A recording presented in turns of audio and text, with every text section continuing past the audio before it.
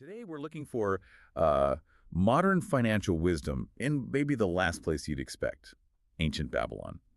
We're digging into these parables collected by George Clason starting way back in 1926, known together as The Richest Man in Babylon. Right, and it's fascinating because these aren't dry theories, they're stories. Camel traders, gold coins, and the whole setting. Yeah. Babylon itself, built on basically nothing, resource-wise.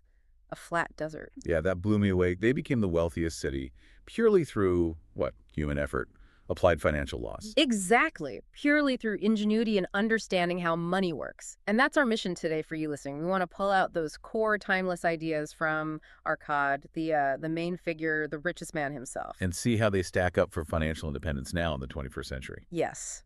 Separating the real laws of building wealth from what Arcad saw as illusions, things like luck or get-rich-quick thinking. Okay, let's start with Arcad himself, because his story really sets the stage. Hugely wealthy, generous guy, but his old friends, same background, same school, working just as hard. They were struggling. So they basically confronted him, right, asking, why you? Why are you rich and we're not? What was his answer? Well, it was pretty direct. He didn't mince words. He told them flat out it wasn't fate, it wasn't chance. He said their poverty came down to one thing: failing to learn and then act on the laws that govern how you actually acquire wealth. So he just dismissed luck entirely, called it wishes and fantasy. Pretty much. He saw relying on luck as passive, as waiting for something external. But hang on, people do get lucky sometimes, right? Unexpected windfalls, inheritances. Sure, he acknowledged that happens, but he focused on what usually comes next. He argued that people who stumble into wealth without earning it through skill, well, they often lose it just as fast. Or they become incredibly stingy. Why? Because they didn't build it, so they don't know how to rebuild it. Exactly. They lack the underlying competence. The skill wasn't there to create it, so the skill isn't there to manage or replace it if it disappears. Ah, okay. So it's less about having money and more about developing the skill of handling money. And Arcad decided he needed two things for that. Time, which everyone has. Right. Time is the great equalizer. And education, learning how to actually do it the right way. Precisely. Acquiring competence. And that thinking led directly to his core teachings. You see, King Sargon noticed the same problem. Wealth was concentrated. Few knew how to keep gold. So he asked Arcad to teach the citizens. And that became the 7 cures for a lean purse. The first 3 are absolutely foundational. Okay, let's get into cure number 1. This feels like the big one. Start thy purse to fattening. Pay yourself first. Simple instruction. For every 10 coins you earn, you only spend 9. Save that first 10th immediately. Yes, and the crucial part here is the psychology. People always say, I can't possibly afford to save 10%, but Arcad found and taught that living on 90%, it didn't actually feel much different from living on 100%. The pinch wasn't really worse. But the feeling of seeing that 10% grow.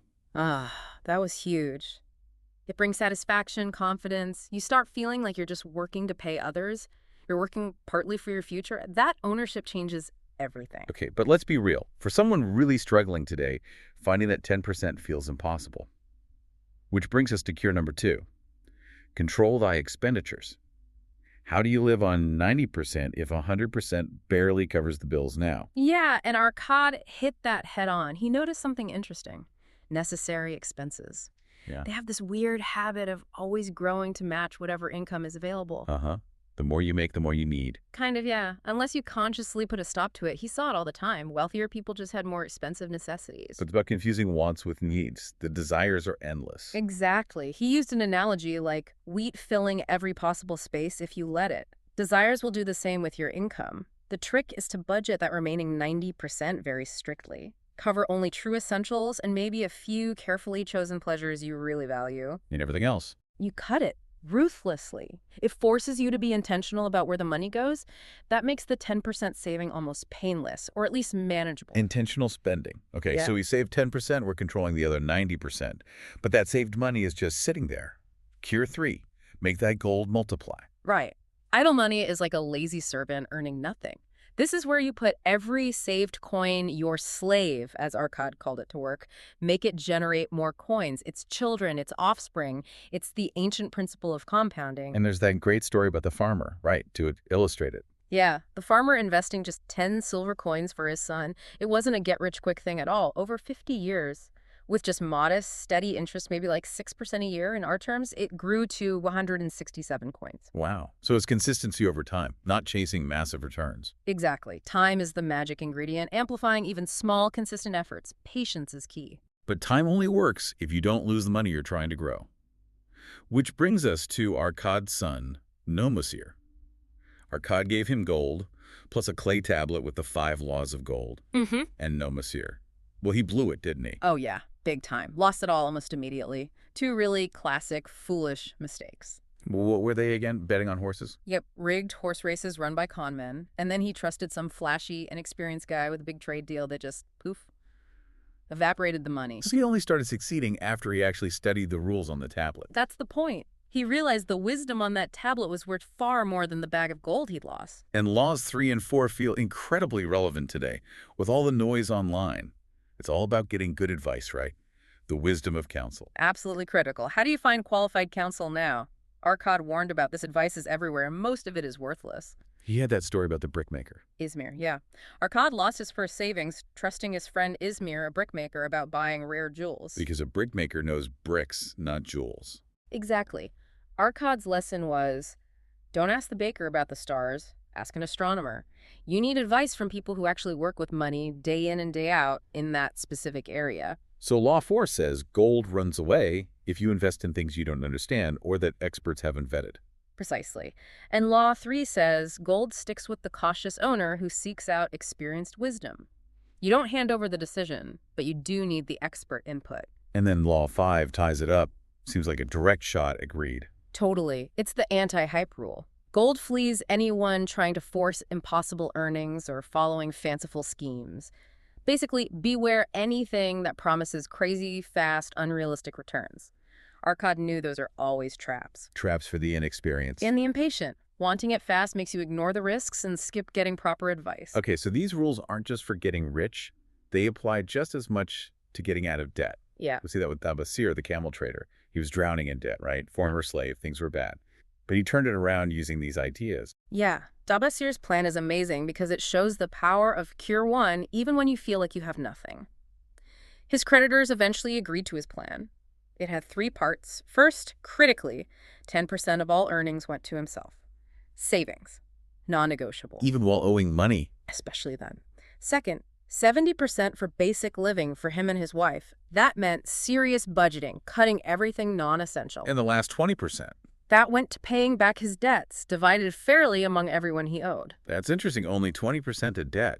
Some modern advice says throw everything at debt. But the difference was that 10% he saved for himself. Psychologically, that was the game changer. Within about a year, yeah, he was paying down debt, but more importantly, he felt peace. He had regained some control.